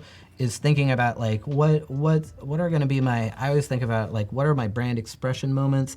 What are my I'm gonna say it anyways. My meat and potato moments. I can't think of anything else, but like the core workhorse of it needs to be a little bit more legible, a little bit more like your headlines are there to capture attention, and your body copy is there to be read. So if you're not making the, I'm gonna switch it up. I'm gonna go nuts and bolts now. If you're not making the nuts and bolts, and if you have any other ones. Please, like, if there's any other euphemisms for meat and potatoes, nuts and bolts, I'll work them all in today. I'm here for a little while longer. Those are the only two I know. Well, let's see. I will research that tomorrow. So strap in, guys. List of different, like, So let's talk typefaces. I'm gonna switch over to. I'm gonna pull in a Photoshop file that I was playing around with before. Well, I want to import. So I'm going to pull in this typeface that's so eloquently called Some Design Fodder, which is a very, you'll see it when you see it. It's just a few things, but nothing like really, whoa, that's big. All right. Let's make that smaller. Ooh. Let's just get that. All right, so I pulled in a few typefaces. Bread and butter. Oh, bread and butter. Oh. How did we forget that? Bread and butter, yeah. It's really the bread and butter. So I was playing around with a few things. So this typeface here is Timmins, New York, which all of the sales of this font, or typeface, depending on how you want to call it. If you want to get really specific and call me out, please do. All the proceeds go to support cancer research, and I can't think of anything more punk than being an awesome person and helping people in need. So I was sold on that typeface. Plus, it's like mechanical and really big and impactful, but it's not going to work for body copy. It's not my nuts and bolts typeface. But playing around with it, I was like, oh, this might be like a great way to like divide sections of the site. So that was one avenue that I was searching. And then this typeface, Broken Script, kind of marries the black letter with legibility at like a medium high legibility, and I think like it gives a little bit of texture between the two. I haven't really decided on anything yet, but then I brought in this other typeface, Buffon. I don't know, maybe it's French. Buffon. I do French accents as well. It's not just Baby Yoda. Do you do Yoda in a French accent? Oh, That's, okay. no, I can't. I'm gonna This stop is it. this is on the record forever. Yep. Oh God. All right, but I thought like, oh, this is a nice juxtaposition to what's happening here. Like maybe this overlaps, so we're getting some of that like edge, but it's a legibility thing, so I'm not sold on it. But I like the red in the background and the white really popping off the page, so maybe I work with that. It does look very punk. Yeah, it's like and it feels like natural, organic. Yeah, and I was like pleased to find this typeface because it does do just that. Like it feels like that DIY sensibility of punk, but with the ease of use of a typeface, which is such an amazing time we live in. As much as I love hand lettering, being able to just like pull that up, and if it's not right, I just throw it away. No big deal. It's just digital stuff. Sorry, guys. But yeah, so I was thinking about this typeface. I'm still a little bit wary of how much use I can get out of it. And then I really just keep coming back to this, the Broken Script. I think it's nice. Another option that I was looking at was Ampersandist, which is from Future Fonts, which is a font website where you can invest kind of like in the stock market of a font. So if you buy it early, you get all of the updates to it. So you're like, it's kind of like it's kind of like a tech way to support those that you like their typefaces, so they continue making it. Dolly says it's very Henry Rollins. Yes, Dolly. She needs more neck veins. More neck veins. Oh. Well, so I think like the photography is gonna bring some of that out too. And now I'm starting to get excited, which I know like when that adrenaline rush comes, like, oh, I'm seeing it in my head a little bit, even though like on the page it's just junk right now. Like it's a mess. And I know that, but I'm okay with that. Like let your work suck for a while. Like it's okay. And that's a like great that's tip. part of the process of like trust in the process itself. Like, I mean, I'm getting a little philosophical here, but like you have the tools. It's all the basics. You just need to apply them. You just need to know what you want to apply them to. So you can always finesse it, but if you don't have things laid out and you don't know what's wrong, how are you going to fix it? Right. It's better to know what's wrong than to not know why it's wrong. We're still left by. Oh, wow. See, now if I had timed that right, we would have just gone right to the design feedback and been like, Deibel out. Deibel out. Deibel out. Done. We bring him a mic and he just drops in like Deibel out. Yeah. Which, by the way, in 5 minutes we'll be doing that. So please don't forget to submit those. Yes.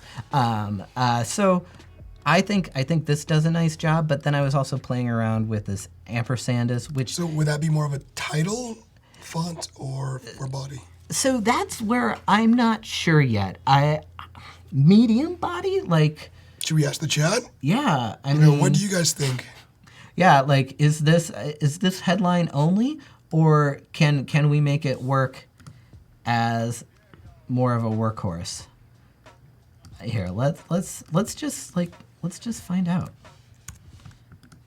Let's get this guy. Let's just make another copy and make it small. So right now this is really large.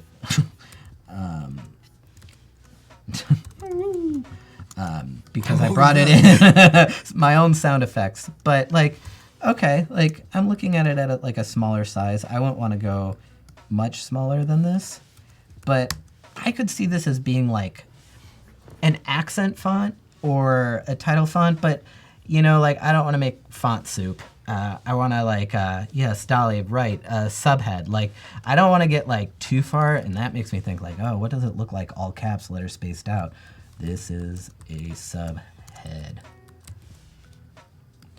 And I'm just gonna track that out a bit and see what, and now it's like, oh, okay, that's kind of cool. Because I don't think still very legible too. Yeah, and I don't think like the black letter or the broken script is going to. I mean, that kind of like makes my heart swoon a little bit. Like I love that little delicate. It's a little too delicate right now. It's like reading a book made by monks. Yeah, but like, okay, so that can work on its own, but can it work as like a subhead here? So let's find out. Like, I think it needs to be bigger still. But Beyond Vegan, just let's call it Beyond Vegan now with no meat or potatoes. So are you normally not a fan of using lorem ipsum? Do you prefer to like write something in there that kind of represents? That's a really good question. Trying to convey. So what I'm like trying, like, it depends on the project. I always feel like you should be designing with the intent of the content. Mm-hmm. But, oh man, you're just like cutting to the core of design in general. But no, I like to design with the actual content or close to. Coming from that copywriting background of mine, I always try to put the intent of the section where I'm designing it, because I feel like it's easy to make lorem ipsum look good because you get to make the perfect lines and everything like that. And the reality is like the real content's going to come in messy, and if you're not working with the real content, you're it's a little bit design theater, because then you're going to have to do another pass of it once you get that actual content. Because like, what if this subhead is actually like double in size? Does it work anymore? No, but we thought it was just going to be 1 or 2 words, and I think all designers who like a nice eyebrow on their work and a pop of color, they struggle to find like the right words that sum everything up that are actually real use cases for it. A lot of times like it gets forced and the format doesn't work. So I'm a big proponent of finding something that that works for the thing. Now, it doesn't, like Beyond Vegan, the way I'm seeing this, Beyond Vegan's the name of a dish. Then now with no meat or potatoes is like a call out, or like maybe it's just like this dish is vegan. So, but putting some kind of context in there is helping you get an idea. This is the subheader. This is where you're trying to get to the point of, and as opposed to lorem ipsum, where it's just right. And like, here's the thing: like, design isn't void of the copy. Copy is part of the design. And Mick Champagne's talking about Samuel Jackson Ipsum. That is a good one. Star Wars is a good one as well. There's a lot of great ones. But for this, like, I have the menu. Maybe I put in a few words. And for me, it's just the way I think. And like, anytime I put lorem ipsum, it's a missed opportunity to provide more context to what that piece of work is doing. Speaking of which, it is time for the Design Creative Challenge. And so we'll be going to that today. Today's was a mindfulness app. And so let's see what you guys have done, or we could go back and check out a bit of the older ones. I know a lot of people are just given this today, and it takes a little bit of time. So for now, why don't we go and check out a previous app. Let's see. Let's do this Challenge 8 hand-free recipe. Click on that. Right. Ooh. Click on it. Let's see. Oh, is it a preview? I guess. Can we? All right. Isn't. Oh, it isn't. It's a video. Got it. Okay, so it's a video Should I capture. zoom out? Yeah, we gotta zoom out. There it goes. See it in context. All right, let's go back. All right.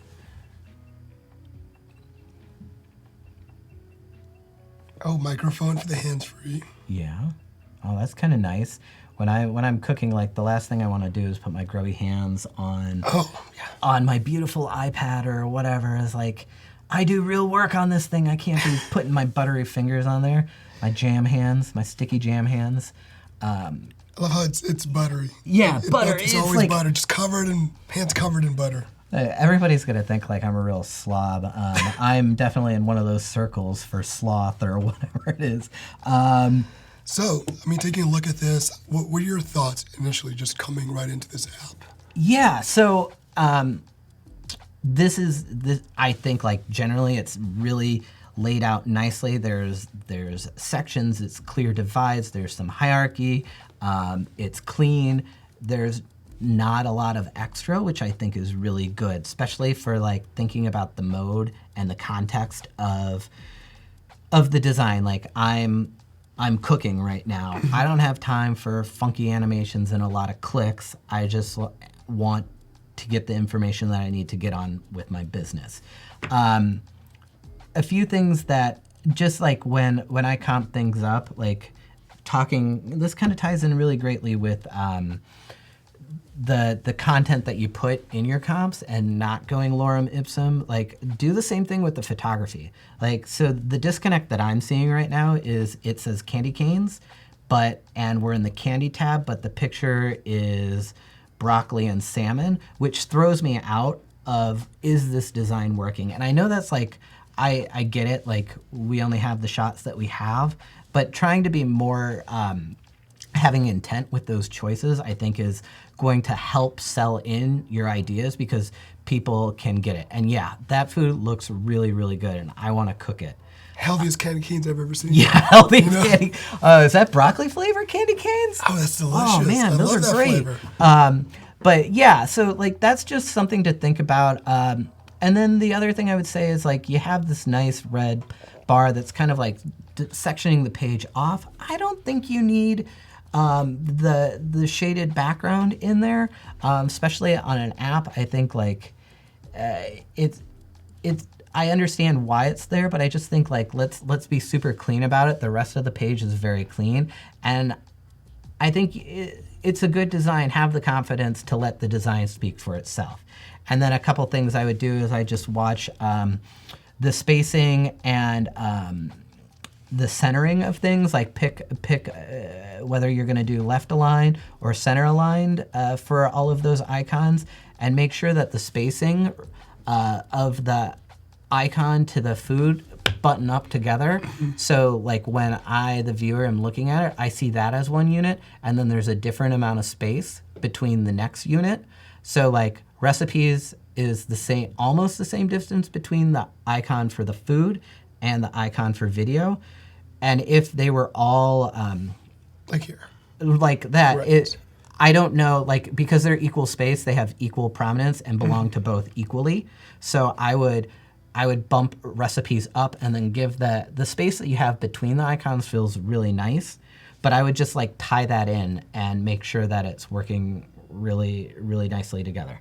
And what were your thoughts on having the menu prominently up at all times? So this looks like this is for an iPad. Yes. In terms of like real estate, like you mentioned that a little earlier, but Right. utilizing that large real estate. So to me, like maybe once we're in the menu item and I'm actually cooking, maybe the search bar has less prominence because it is taking up a lot of space for something that I'm no longer doing. I'm assuming this either scrolls up or you can like swipe through them. I really like the idea of the voice activated where you can say step 2 and it just like goes to the next thing. And it's like now I'm not even touching my iPad and my sticky jam hands, my buttery fingers aren't on it, and that's getting me really excited about it. Yeah, like I want this app now. I think it's really cool. So I would just want to bring think about like the mindset of the person that's using it, and think about like what would make them their lives easier, because that's what we're doing. Like, the user doesn't care about the design. I know that's a hot take, but they just want it to work and they want it to be easy and functioning. And I feel like design is a very important part of that, but it's not the only thing. So those are my thoughts. I think this is a really nice layout, especially for a design challenge of like 10 minutes. I mean, you've seen you've seen what I've put together so far. So In 10 minutes. kudos to you. Like, this is really cool. And when does the app launch? Oh, I have no idea. But let's see. Let's move on. So that was by Lincoln. Cool. What else do we have? This is by Wasp. Okay, so this looks like a bit of like a design system. Okay. Yeah, look at those perfectly spaced. It's a hands-free overcolor. recipe app for tablet. Nice. Okay. Character style, yeah. Great voice. All right. This is really nice. I like the colors. Yeah, the colors are great. They're friendly, inviting. That's even good. There we go. Okay, here we are. Okay. So I love how these things are set up here for easy like resizing for a mobile app and swipe. Yep. Like, I get that system right away. I can see how that can expand. And I think that's, especially for like a more involved thing, thinking about how does more content get dumped into this? How does the framework that you're building handle the information it's receiving?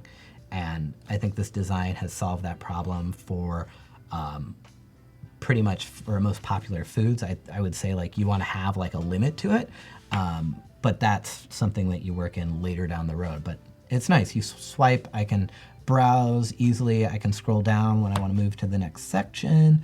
We got national foods. We can use videos as well. Videos. Okay, cool. I feel like I get like a nice download of everything that's available. That's cool. I love the little logos. Yeah, look at this. Like, nice presentation. Okay. Again, with the voice activated to read the recipe. That's cool.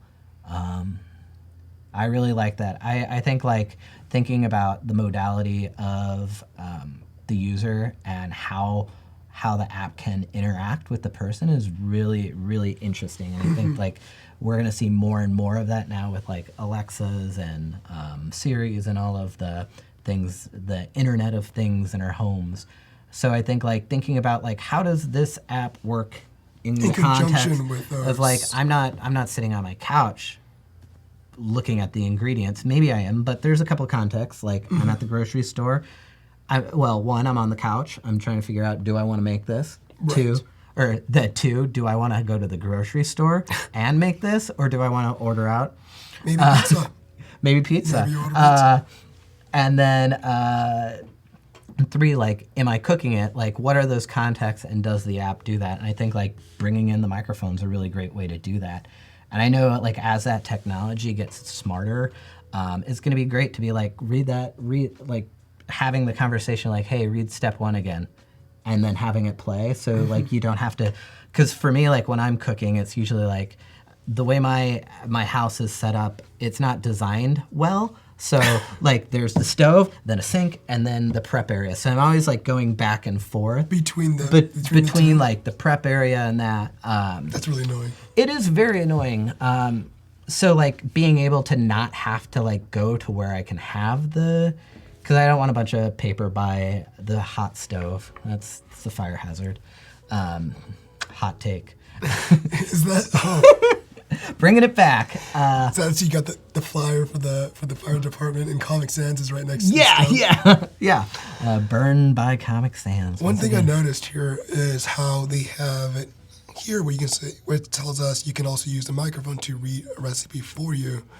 I do find it interesting that you used a microphone. So that's one thing I'm a little confused about. Yeah. Going into it, I would assume it's recording what I'm trying to say as opposed to reading something back to me.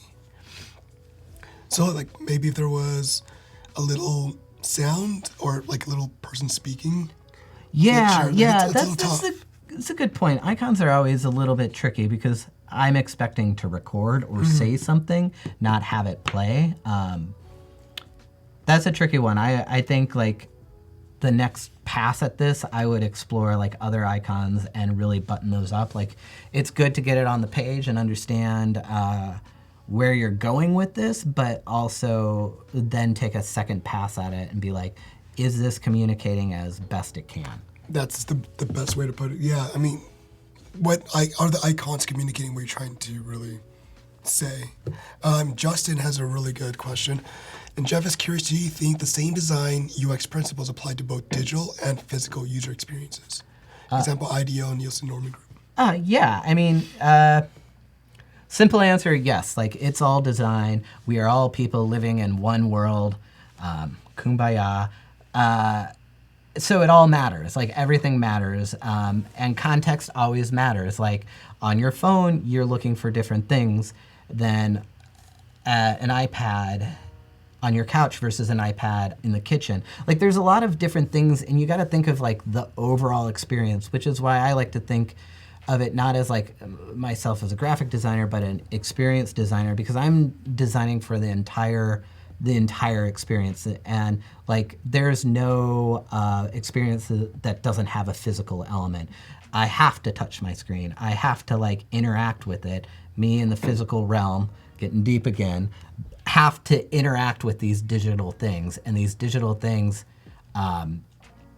apply. And I think there's different nuances to the principles, but like, I think about like the core design principles of hierarchy, and that like matters in everything. Like, it translates to architecture, it translates to cooking. Like with cooking, like, you want different things that are similar in flavor, but you also want something that's crunchy. So you're building like this full experience, and it's just taking the elements of what you're working with and making sure that they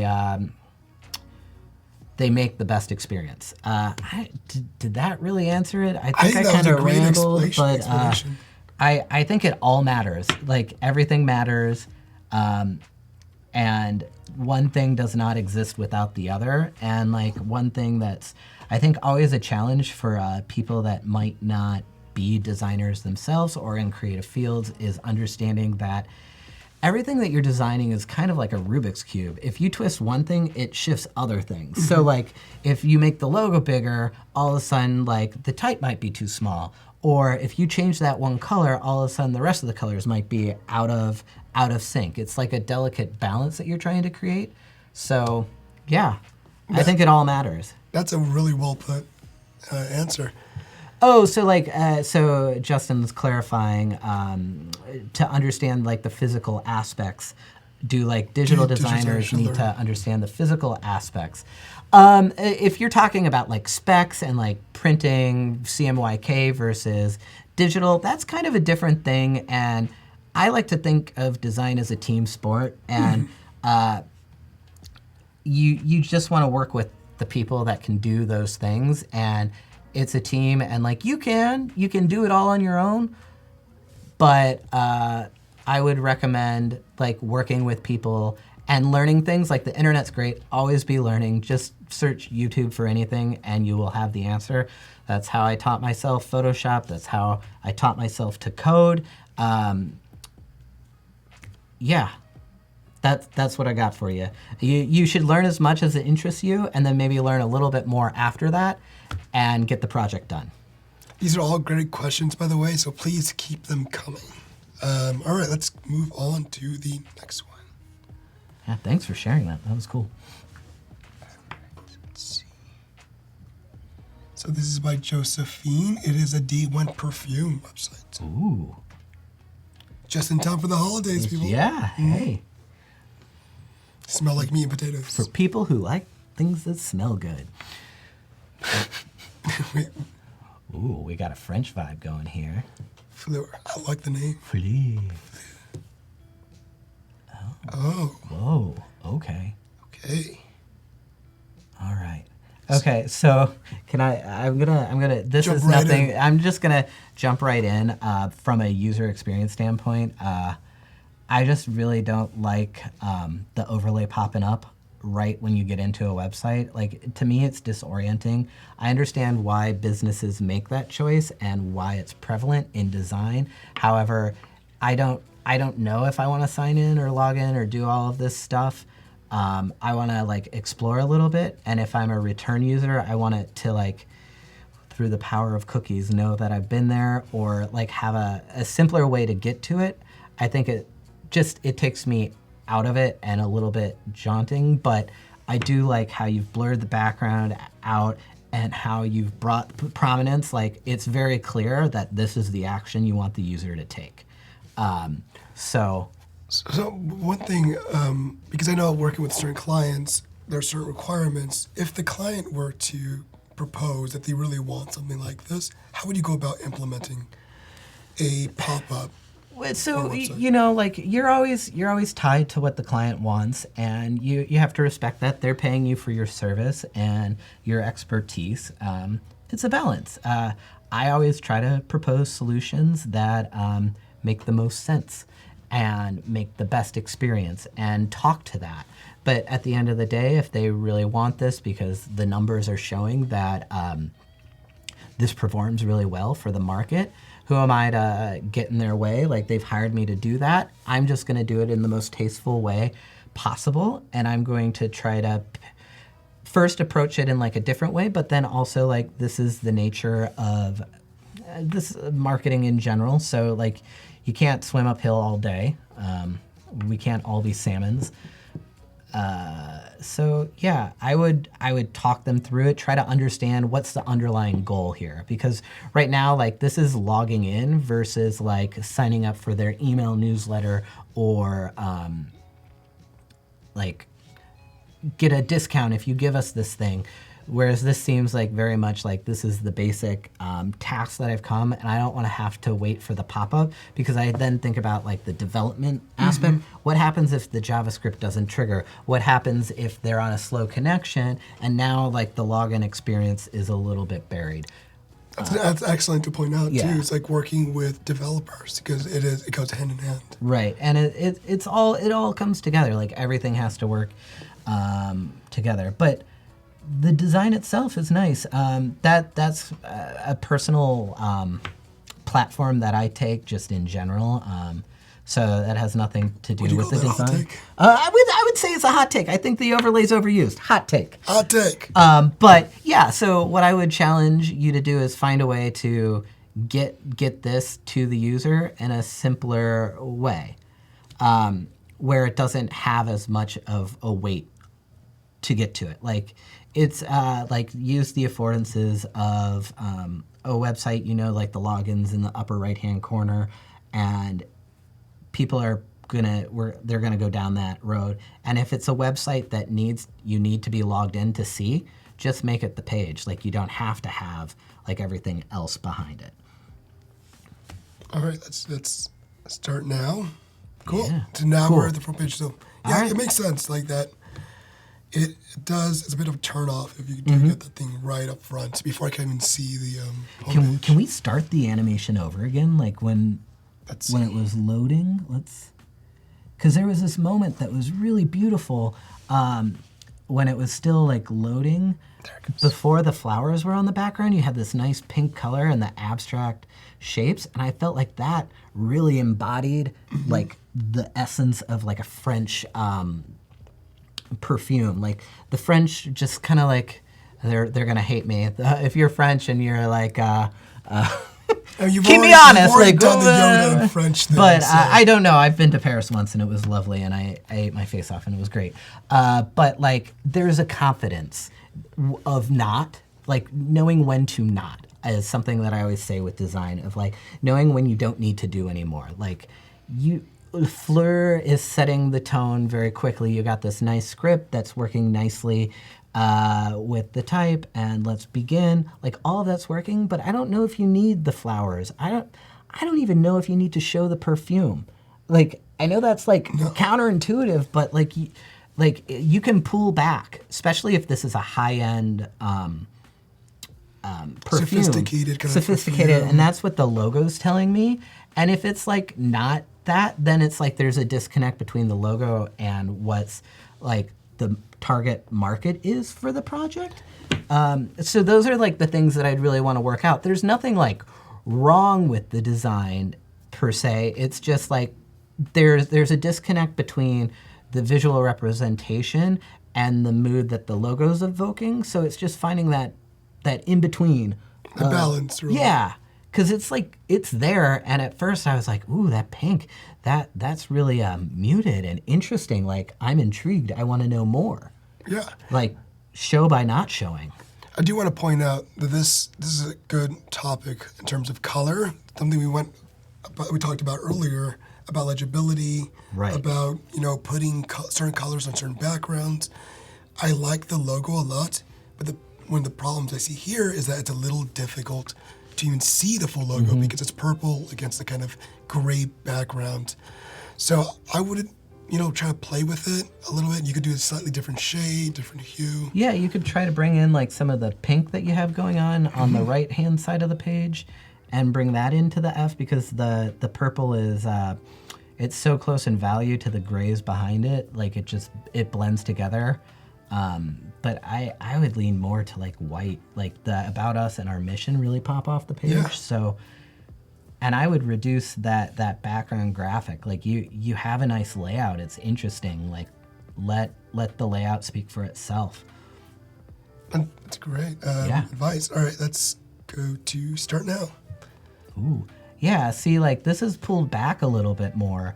And I think like you could start here, like on that first page, because like now that we're into the site, like that big yellow flower that was so dramatic is nowhere on this page, so we're losing a thread, and now we have different flowers up top. I'm not sure, maybe they're like a blossom of some sort. My botanist game is a little week. Little weak, just a little weak. You see, you lose all that detail. Yeah, in I didn't know that previous detail page. was there. So I guess we should wrap this one up. Yeah. Let's see. Like steps. Okay, cool. I'm liking how you're playing with the animation, and I would just say like overall, like pay attention to foreground and background, because there's at times things that are kind of receding in the design are actually the most prominent thing. So, see, that's a better use case for the overlay. I still think they're a little overused, but again, like you're actually providing a value to me, so I like that. Great. Well, good Great, job. thank you It was for a great sharing. job, and we'll love to see more of your design. So we have about a minute left. Is there any last things you want to say to the Adobe Live audience? Wow, that was really cool. Thank you for sharing the work. I know like sharing work and being put on the spot is always a daunting thing to experience. So Yeah. I really appreciate you guys sharing and being vulnerable and letting us talk about it in a very critique-minded, like that's They're always fun. end up pretty great. Yeah, it's so and cool. So don't forget, we'll be back on tomorrow. We're going to be finishing up the pizza website redesign for multiple screens. And stay tuned, because Sam will be back on with the daily creative challenge for Adobe XD. Okay, thank you everyone for joining us, and see you tomorrow. All right, bye guys.